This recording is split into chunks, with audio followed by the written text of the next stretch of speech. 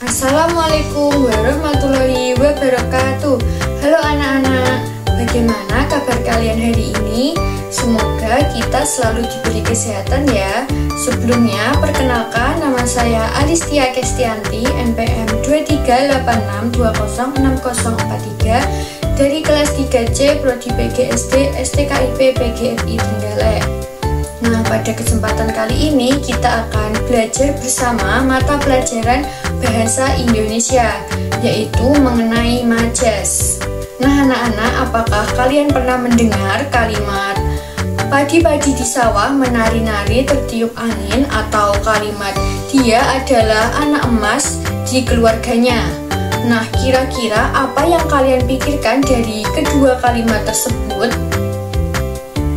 Ya, kalimat tersebut merupakan kalimat yang menggunakan majas. Nah, lalu apa sih majas itu?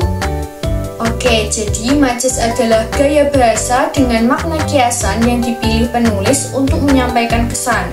Nah, majas akan membuat cerita memiliki makna mendalam dan menarik untuk dibaca. Biasanya majas ini digunakan dalam puisi, dongeng, bahkan lagu yang sering kita dengarkan. Nah, untuk selanjutnya pada pembelajaran kali ini kita akan belajar 3 jenis majas. Yang pertama yaitu ada majas metafora, yang kedua ada majas personifikasi, dan yang ketiga ada majas hiperbola. Nah, kita beralih ke majas yang pertama terlebih dahulu, yaitu majas metafora. Nah, apa sih majas metafora itu? Jadi, majas metafora adalah majas yang menggunakan kata yang mewakili simbol dari makna sebenarnya. Nah, jadi pada majas metafora ini menyampaikan suatu makna atau konsep dengan menggunakan kata lain yang memiliki kesamaan karakteristik. Nah, kata-kata dalam majas metafora tidak dimaksudkan untuk diartikan secara harfiah, melainkan sebagai simbol atau penggambaran untuk menggantikan makna yang sebenarnya.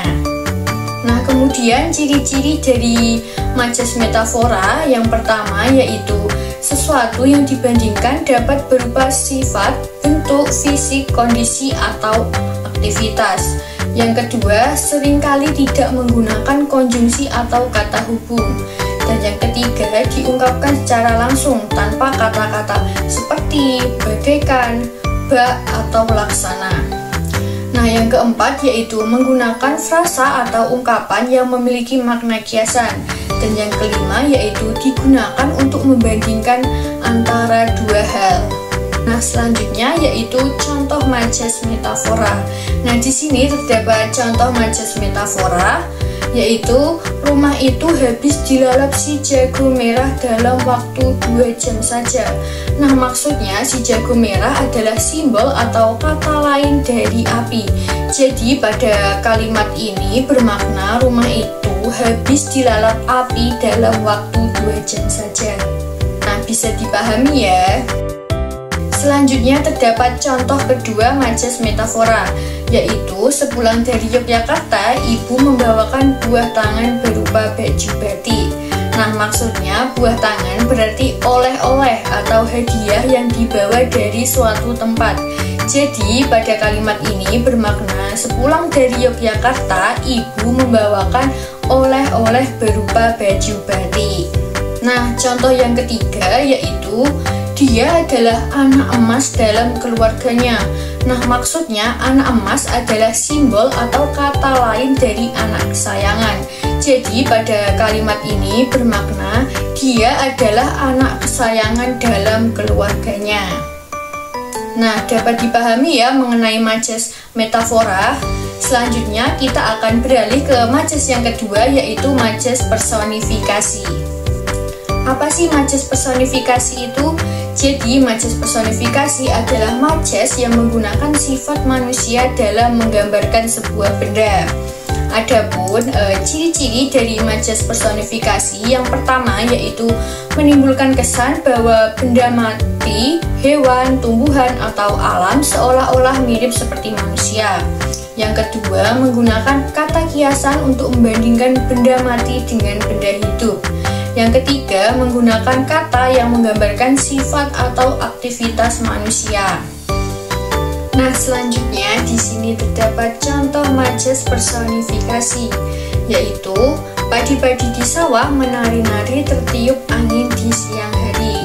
Nah, jadi padi diumpamakan memiliki sifat seperti manusia, yaitu dapat menari-nari.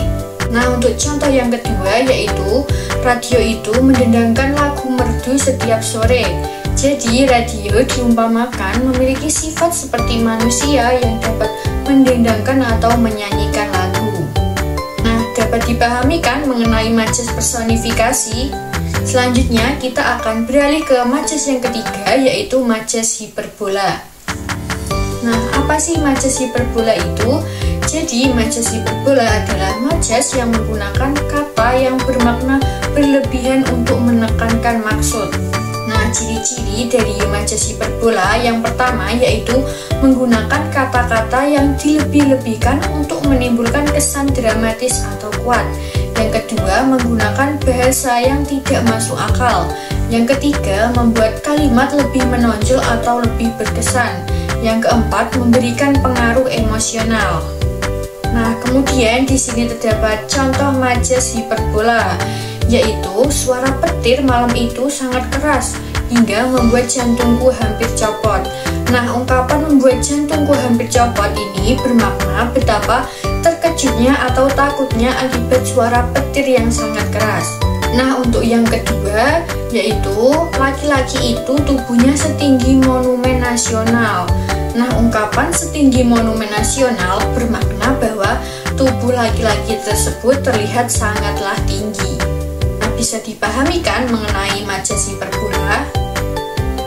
Oke, itu tadi adalah pemaparan materi dari saya. Apabila ada salah kata ataupun perbuatan, saya minta maaf yang sebesar-besarnya. Semoga ilmu ini bermanfaat bagi kita semua.